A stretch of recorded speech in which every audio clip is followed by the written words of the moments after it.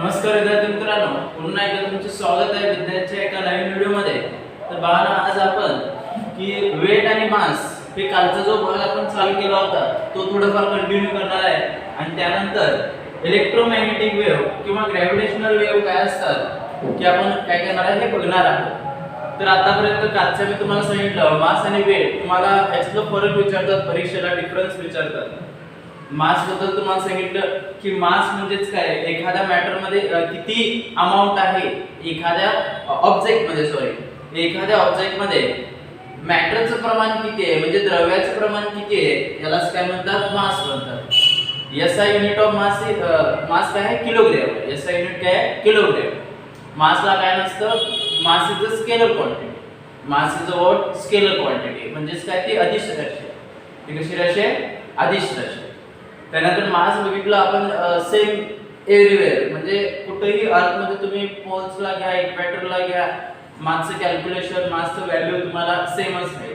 त्याच्यामध्ये काय, जे does not change. Okay, even we go other planet, म्हणजे तुम्ही दुसऱ्या ग्रहावर जरी गेला तरी मासचं जो प्रमाण आहे तो काय असणार आहे, सारखंच असणार आहे। त्यानंतर आपण दुसऱ्या व्हिडिओमध्ये असं बघितलं, त्याच व्हिडिओमध्ये बघितलं वेट बद्दल। वेट म्हणजे असा फोर्स जे काय करते, असा ग्रॅव्हिटेशन फोर्स अर्थ काय करते, एखाद्या ऑब्जेक्टला स्वतःकडे आकर्षित करते, म्हणजे अट्रॅक्ट करते एखाद्या ऑब्जेक्टला, म्हणजे त्याच्या प्रमाणाला, म्हणजे त्या फोर्सलाच, म्हणजे ग्रॅव्हिटेशन फोर्सलाच, अर्थच्या ग्रॅव्हिटेशन फोर्सलाच काय म्हणतात, वेट म्हणतात। वेट हा जो याचा असा युनिट आहे, कारण वेट केव्हा लागणार आहे, जेव्हा आपण फोर्स अप्लाय करू, म्हणजे वेट ला फोर्स महत्वाचा आहे। मग फोर्सचाच एकत्रित युनिट घेतलेला आहे न्यूटन। काय घेतलेला आहे, न्यूटन। मग त्याच्यामध्ये त्याने सांगितलं आहे की फोर्स म्हणजे जी बदलला तर फोर्स बदलतो, जी बदलला, स्मॉल जी बदलला तर फोर्स बदलतो। G is equal to Gmm divided by square, बरोबर। म्हणजे जी बदलला, G change, force also change. Okay, force is what, म्हणजे काय, वेटला फोर्सची गरज असते, बलाची गरज असते, म्हणून वेटला काय केलेलं आहे, कोणती क्वांटिटी सांगितली आहे, वेक्टर क्वांटिटी। वेटला कोणती क्वांटिटी सांगितलेली आहे, वेक्टर। वेक्टर म्हणजेच काय, सदिश राशी, म्हणजे दिशा असते ना बलाला, तुम्ही या डायरेक्शनला फोर्स लावला, या डायरेक्शनला फोर्स लावला, अपोजिट डायरेक्शनला लावला, फ्रंटला लावला, बॅक साइडला लावला, अबो लावला, बिलो लावला, तर या गोष्टी आहेत। तर या गोष्टी तुम्ही लक्षात ठेवा। म्हणजे वेक्टर क्वांटिटी म्हणजे सदिश राशी, स्केलर म्हणजे अदिश राशी, ज्याला डायरेक्शन नाही। ओके, कळलं? तर या गोष्टी तुम्ही लक्षात ठेवा। आता आपल्याला काय बघायचं बघा, की हे तुम्ही काळजीपूर्वक लक्षात ठेवा। वेट आणि मास हे दिसायला सारखे वाटतात, पण त्यांच्यामध्ये भरपूर फरक आहे। मी व्याख्या तुम्हाला समजावून सांगितली, त्याचा युनिट समजावून सांगितला, त्यानंतर ते कसं असतं, पृथ्वीवर कसं असतं, अदर प्लॅनेटवर मास कसं असतं सांगितलं, वेट कसं असतो, सगळ्या प्लॅनेटवर चेंज असतो। वेट मध्ये काय असतो, चेंज असतो। तुम्ही पोल्सला वेट घेतला, इक्वेटरला वेट घेतला, अदर प्लॅनेटला वेट घेतला, हे मात्र डिफरन्स असतं। पण मास मात्र काय राहतं, कॉन्स्टंट राहतं, ते कधी बदलत नाही। ठीक आहे, तर आपण काय करायचं आहे, हे 6 मध्ये जे ते काळजीपूर्वक बघा। 1 मार्काला हमखास याच्यावर प्रश्न येतो बघा, आयएमपी प्रश्न आहे हा। 1-2 मार्काला प्रश्न विचारतात, तो कोणता आहे हे सांगणार आहे, आयएमपी 2 मार्कासाठी। बघा तो काय, mass and weight measure the kilogram which is unit of mass. आता आपल्याला काय कळलं बघा, की मास म्हणजे वस्तुमान, वेट म्हणजे वजन, major the kilogram which is unit of मास। हा किलोग्राम जो होता, हा जो युनिट होता, किलोग्राम हा जो युनिट होता, तो पहिला मासचा एकक होता। कुणाचा एकक होता, मासचा, म्हणजे वस्तुमानचा। आणि तेच काय केलेलं आहे, कशासाठी वापरलेलं आहे, युनिट वेट साठी।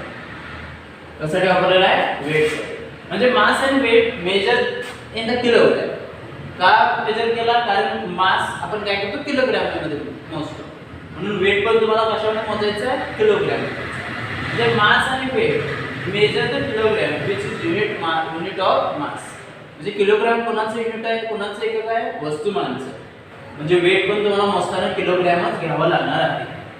आता बघा, when we say that Raju's weight is 75 kilogram, राजूचं वेट किती आहे, 75 किलोग्राम, 75 आहे।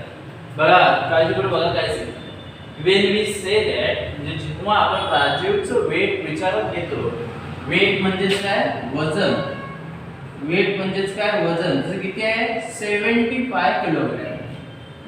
का मी केजी वापरला, का किलोग्रॅम वापरला इथं मी, कारण का युनिट ऑफ मास किलोग्रॅम आहे आणि आताच आपण शिकलो की मास आणि वेट जर मेजर करायचं असेल तर किलोग्रॅम, पहिली ओळ सांगते की किलोग्रॅमच वापरायचं, म्हणजे both measure in kilogram. Okay, when we say that Raju's weight is 75 kilogram, म्हणून राजूचं वेट पण कसं गृहीत धरलेलं आहे 75 किलोग्रॅमच काय केलेलं आहे, गृहीत धरलेलं आहे. ठीक आहे, बघा पुढे काय सांगितलं आहे. आणि त्याने we are talking about Raju mass, म्हणजे जेव्हा तुम्ही वेटचा विचार करत असता, वेटचा विचार करत असता म्हणजे त्याच्या, मग तुम्ही कशाबद्दल सांगता, त्याच्या मास बद्दल पण सांगत आहात. का सांगितलं मास आणि वेट, म्हणजे तुम्ही जेव्हा त्याचं वजन 75 किलोग्रॅम, वेट 75 किलोग्रॅम आहे म्हणता, मग वी टॉकिंग अबाउट राजू मास का, मग तुम्ही त्या वस्तुमानाबद्दल कसं काय सांगत आहे, म्हणल्यावर वेट एवढं सांगता तर त्याचं वस्तुमानबद्दल तुम्ही सांगत आहे. म्हणजे वेट म्हणजेच काय, weight is equal to mass. का weight is equal to mass या पॉइंट मध्ये आपण सांगत आहे, कारण का त्या दोघांचं युनिट काय एक आहे, त्या दोघांचं युनिट काय एक आहे, केजी. म्हणून इथं म्हटलेलं आहे की जेव्हा आपण त्याचा वेट सांगत असतो तेव्हा त्याचा आपण मास पण सांगत असतो.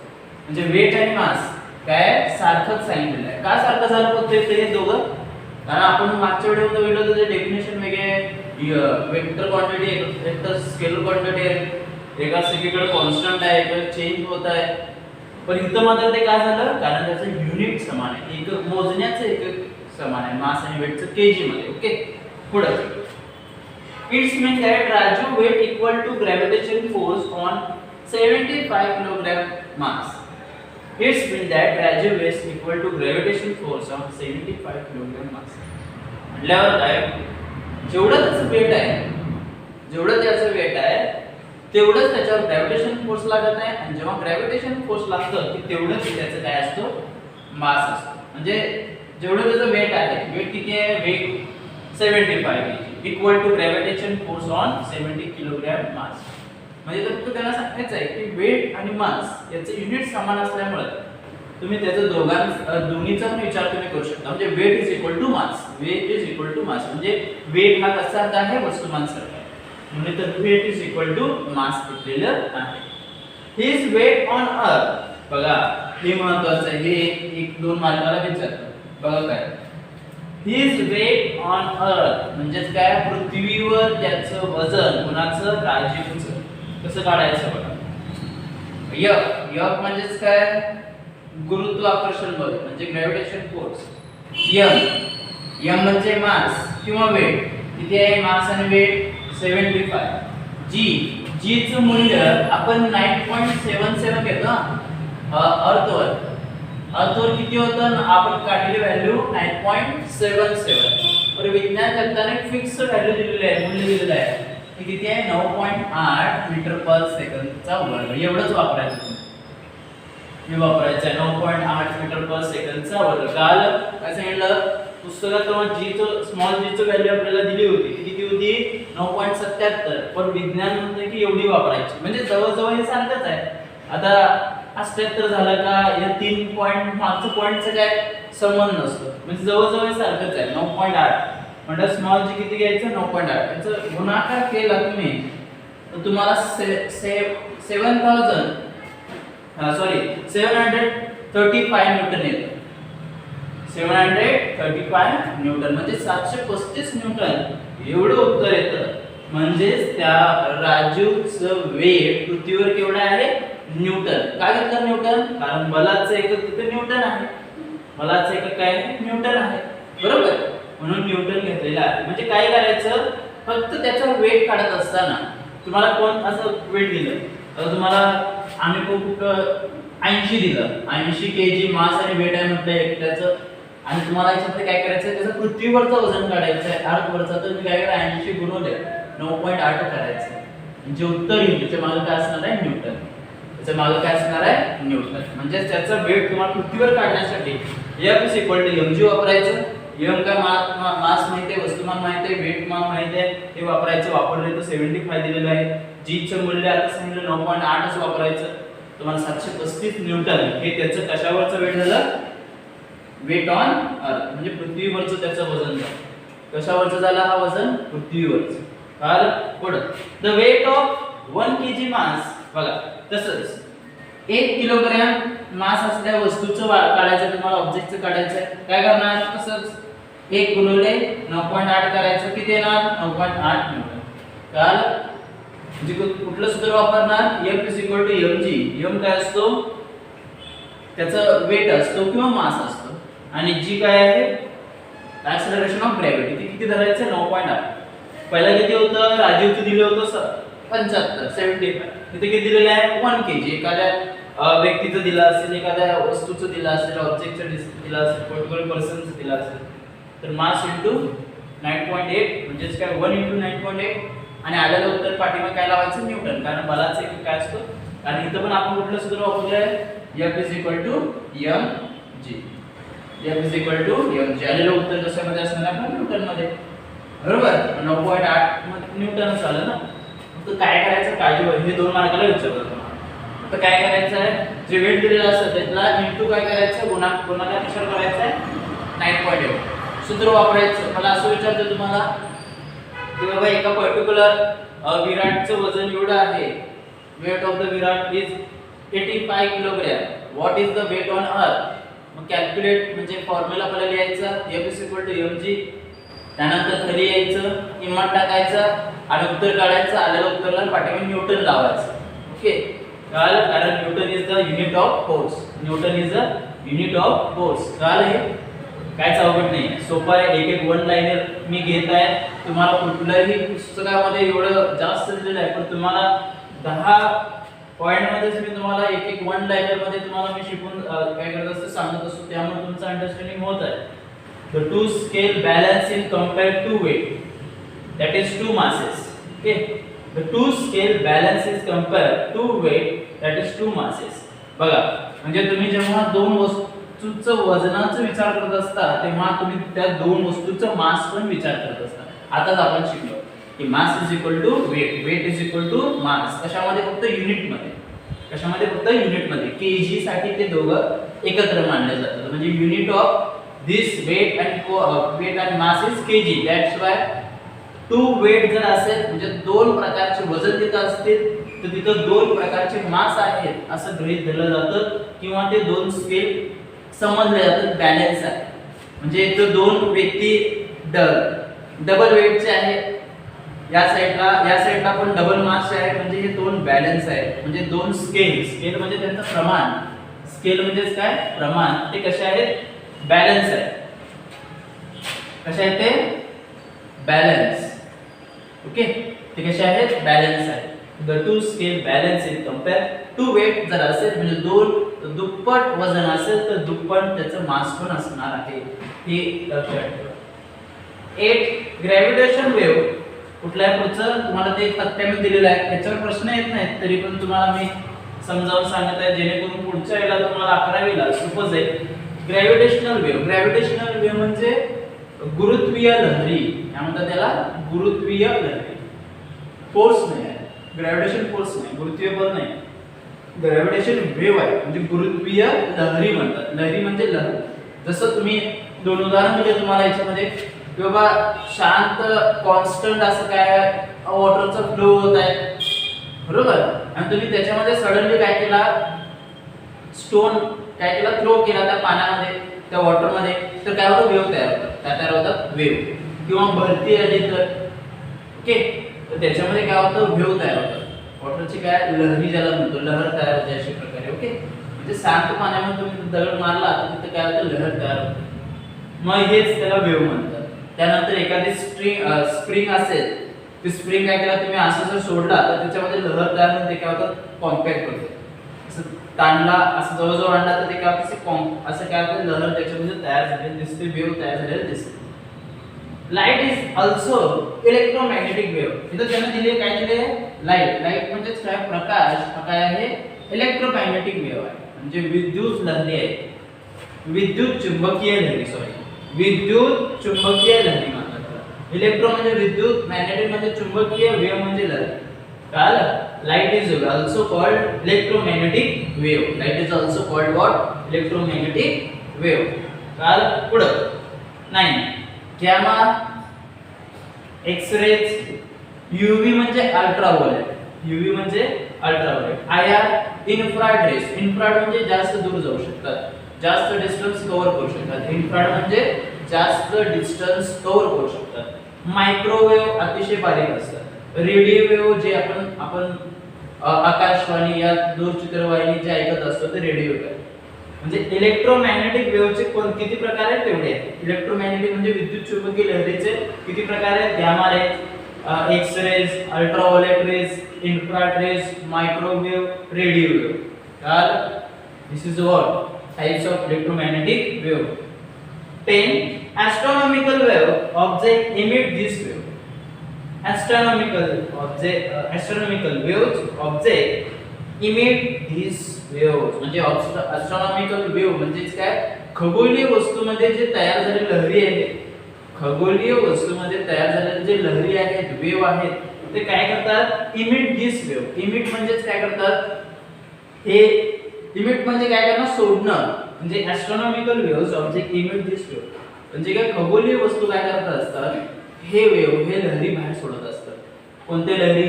हे गॅमा असतील, एक्स-रे असतील, यूव्ही असतील, आयआर असतील, मायक्रोवेव्ह असेल, रेडिओ वेव्ह असेल. That's why astronomical waves object emit these waves. म्हणूनच काय करतात? खगोलीय वस्तू हे काय करतात? हे जे वेव्हस असतात ते रिलीज करत असतात. इमिट म्हणजे सोडणे. इमिट म्हणजेच काय? टाकणे बाहेर. टू रिलीज म्हणतात त्याला, टाकणे. कळलं? तर ह्या गोष्टी आजच्या व्हिडिओमध्ये आपण बघितल्या. काहीच अवघड नाही, एक शब्द एक ओळीमध्ये समजावून सांगितलेलं आहे. बरोबर? मी सिंपल भाषेमध्ये इथं पॉइंट देत असतो. 10 मुद्द्यामध्ये तुम्हाला जेवढं समजेल तेवढं जास्तीत जास्त. म्हणजे अवघड शब्द जरी असेल तर ते मी काय करतो? स्किप करून तुम्हाला त्याच्या जागी सोपे शब्द टाकून मी काय करतो? रोज पॉइंट तयार करत असतोय. तर हे तुम्हाला अतिशय सोपं जाईल. ज्याला कळत असेल त्यांनी पुन्हा एकदा बघा. मास आणि weight measure the kilogram which is unit of mass. म्हणजे मास आणि वेट म्हणजे वजन आणि वस्तुमान मोजण्यासाठी एक एकक वापरतात. तो कोणताही केजी आहे, किलोग्रॅमचा आहे, कारण हा कुणाचा एकक आहे? मासचा आहे, म्हणजे वस्तुमानचा आहे. when we say that Raju weight is 75 kilogram. म्हणजेच काय? एखादा जर आपण असं विचार केला की राजूचं वेट 75 असेल तर त्याचं आपण काय सांगत आहे? मास सांगत आहे. मास म्हणजेच काय? त्याचं वस्तुमान पण सांगत आहे. त्यानंतर आपण बघितलं की मास आणि weight is the unit are equal, that is kg. It means that Raju weight equal to gravitation force of 75 kilogram मास. म्हणजेच काय? जेवढं त्याचा वेट आहे तो कशाचे समान आहे? की ग्रॅव्हिटेशन फोर्स जो लागू होत आहे वस्तुमानवर त्याच्या, ते किती आहे? 75 असणार आहे. आणि मास आणि वेट सारखेच आहे. कधी सारखे ते जेव्हा त्याचं युनिट केजी असेल. युनिट केजी असेल. His weight on earth F is equal to mg. म्हणजे तुम्हाला पृथ्वीवरचं वेट काढायचं आहे. म्हणजे F is equal to mg हा सूत्र वापरायचं. F म्हणजेच काय? Gravitation force. mg, m means mass of the object, g is the acceleration of gravity. acceleration of gravity चं आपण 9.77 काढलं होतं, पण इथे 9.8 वापरायचं आहे. किती वापरायचं आहे? 9.8. तुम्हाला उत्तर येईल 735 न्यूटनचं. ओके. त्यानंतर 1 kg जर एखादं हे असेल, 1 kg जर असेल तर त्याच्यामध्ये पण तुम्हाला काय करायचं आहे? 1 kg जर असेल मास तर त्याच्यामध्ये पण तुम्हाला 9.8 इंटू करायचं आहे. आणि आलेलं उत्तर काय असणार? तुमचं न्यूटन असणार. ओके. तर हे झालं दोन वेट काढताना काय काय गोष्टी येतात. The two scale balance compare to weight to mass. म्हणजे हे दोन जे युनिट आहेत ते काय करतात? त्या दोन वस्तूमधले वजन आणि त्या दोन वस्तूंचे वस्तुमान सारखे आहेत ते दाखवतात. ते बॅलन्स आहेत, ते संतुलित आहेत ते दाखवतात. ग्रॅव्हिटेशन वेव्हज बघितला आपण. गुरुत्वीय लहरीमध्ये इलेक्ट्रोमॅग्नेटिक वेव्ह बघितला आपण. विद्युत चुंबकीय लहरी बघितलं. गॅमा रेज असू दे, एक्स-रे असू दे, यूव्ही अल्ट्राव्हायोलेट रेज असू दे, आयआर असू दे, इन्फ्रारेड रेज असू दे, मायक्रोवेव्ह, रेडिओ वेव्ह असू दे. This is the word astronomical wave object emit this waves. म्हणजेच काय? एस्ट्रोनॉमिकल वेव्ह जे आहेत म्हणजे खगोलीय वस्तूकडे येणारे जे हे आहेत, लहरी आहेत, त्याच्यातनंच हे काय निघत असतात? हे वेव्हज रिलीज होत असतात, इमिट होत असतात. तर तुम्हाला काळजीपूर्वक व्हिडिओ बघा. काय प्रॉब्लेम असेल तर विचारा. मास आणि वेट तुम्हाला माहितच आहे, मास वस्तुमान, वेट वजन आहे, केजी आहे त्याचं. ओके, बाकीचं कुठलाही अवघड शब्द याच्यामध्ये नाही आहे. इलेक्ट्रोमॅग्नेटिक सांगितलं तुम्हाला, विद्युत चुंबकीय लहरी, ग्रॅव्हिटेशनल वेव्ह सांगितलं, गुरुत्वीय लहरी, मायक्रोवेव्ह अतिशय बारीक असतात, सूक्ष्म लहरी ज्याला म्हणतो. ओके, बाकीचे UV ultraviolet rays, IR infrared rays जे जास्त डिस्टन्स कव्हर करतात. ॲस्ट्रॉनॉमिकल म्हणजेच काय, खगोलीय वस्तू. इमेज म्हणजे बाहेर टाकणे. ठीक आहे, तर हा व्हिडिओ काळजीपूर्वक बघा, सूत्र बघा. 2 मार्कासाठी अंकाचा हा प्रश्न विचारला जातो. काय शंका असेल तर विचारा. मागचे व्हिडिओ पण बघा, लवकरच टेस्ट होईल. कारण आता मला वाटतं की याच्यानंतर आपले 3च पॉईंट उरलेले आहेत. फ्री फॉल, त्यानंतर स्थितिज ऊर्जा, पोटेन्शियल एनर्जीचं एक आहे, आणि त्यानंतर एस्केप व्हेलॉसिटी. हे 3 झालं तर आपला हा पहिला पार्ट पण संपून जाईल. म्हणल्यावर आपले जवळजवळ 3 टॉपिक पूर्ण संपतील. म्हणून हे काळजीपूर्वक बघा. काय प्रॉब्लेम असेल तर विचारा. ठीक आहे, थँक्यू.